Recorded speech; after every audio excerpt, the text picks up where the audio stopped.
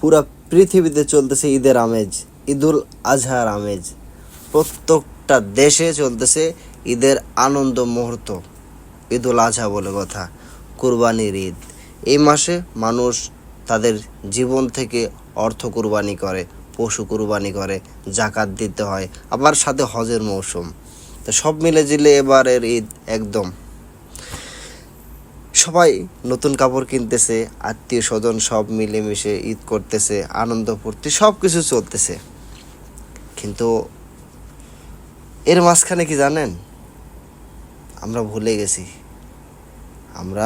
ভুলে গেছি যে আমাদের ভাই, আমাদের আর এক মুসলিম দেশ গাজাবাসীর কথা মনে নেই।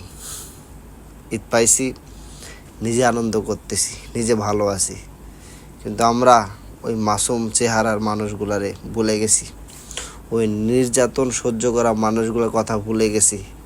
আজকে ঈদ, তাদের কি অবস্থা, তারা কি খাইতে পারতেছে না পড়তে পারতেছে না, তাদের আজকের দিনের কোনো গ্যারান্টি আছে যে আজকের দিন, ঈদের দিন, আজকে তাদের উপর বোমা বর্ষণ করা হবে না? এটা কোনো গ্যারান্টি আছে? নাই।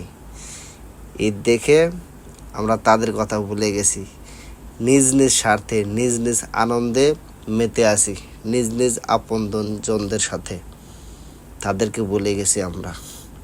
হ্যাঁ, এটাই বাস্তব।